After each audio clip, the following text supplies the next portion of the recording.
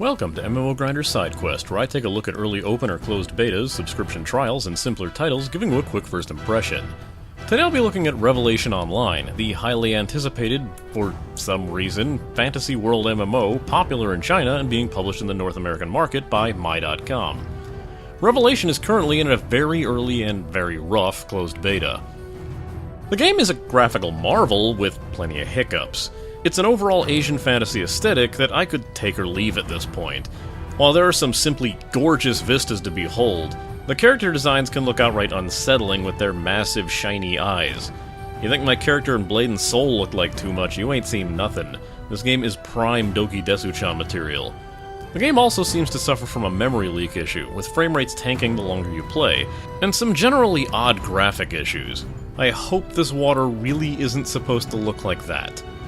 While the UI is certainly more uniform looking, but still as inundated with "the hell does this button do" icons as seems to be the norm in Chinese MMOs, one major issue with the closed betas is how little of this game is translated. When being introduced to the fast travel system, you'll quickly note that the entire map is still in Chinese, with only a few tooltips that were translated into Russian. The trial instance will have you perform specific tasks in waves, each of which is explained in spoken Chinese. In fact, less and less of the game is translated as you progress through the beta, starting with few instances of, "oh, I guess I just forgot to translate that," to entire cutscenes and dialogue boxes being in Chinese, Russian, or random characters, with only a small block of text at the very end to tell you the gist. It's a good thing this game is an autopather. It's definitely not something I'd see making its way into the release, obviously, but those interested in getting into the closed beta stage right now might want to know about that. While the character screen makes it seem as if the characters are gender-locked, you can change the gender once they're selected, so that's at least one point in their favor. Character creation is a lot more forgiving than I'd initially expected, with some rather interesting features and uses for sliders. This is also one of the more linear games I've played in a while.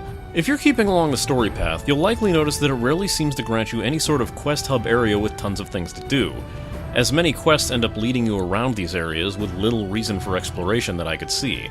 The start is pretty rough and very predictable, as I'm pretty sure it's Asian MMO law that anytime you start in an idyllic village during a celebration festival, in a very short amount of time everyone is going to die. At least Black Desert got that out of the way in a cutscene. The story beholds some pretty cringy moments, like your common story sidekick entering the scene by falling flat on his face, or the fox girl drunkenly dancing on stage while the camera finds very specific angles. The game's story seems to get more interesting after a while, at least from what I could understand of it. Combat won't be winning any innovation awards, as it's another system that seems built on stand and hack, but has a reticle mode that's tacked on, as well as the "seriously why would you do this" click-to-move control scheme. Smartly though, reticle combat does map two of your skills to left and right click, and feels fine to use. The game also uses some movement skills like Age of Wushu and Blade and Soul, with those skills feeling a lot more freeform than the former and not requiring you to earn them like both other games. There's mechanics in combat that'll come into play that can make things interesting. I'm just hoping they'll get properly explained. What concerns me about the title is what concerns me with every title that's gained an inflated notoriety, and the chats already reflect that the game is going to be swarming with trolls and apologists. People are already defending the very rough draft that we're seeing as it's a closed beta, and while a fair assessment, these games are usually mostly translated before they reach that state. It lets me look forward to the absolute mess that will be the review itself when the floodgates are opened and the servers run rampant. Sad, cause I think there might be potential here. I have no idea why it's so hyped up at the moment, at least from what I was able to see in the game, but there is a game that I might enjoy playing, as long as they keep this leveling pace up and I don't run into the all-too-common grind wall.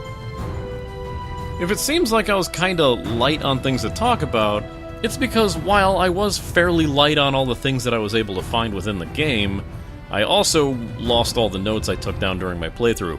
I'm pretty sure I'll remember something else I wanted to remark on, probably in the middle of the night while I wake up screaming "God damn it," but I might as well let this game stew for a while and get somewhere a lot closer to complete before I consider checking it out again. Have to leave something for the inevitable review after all. If you're one of the many that's hyped for this game, you're likely already playing and don't need me to tell you anything about it. But if you still haven't gotten access while you were looking to snag up a Founders Pack because you couldn't wait for an open beta or a key to send your way, just, wait. Unless you want that bonus stuff, there is no reason to jump in this early. This has been an MMO Grinder Sidequest, and it's time I logged out.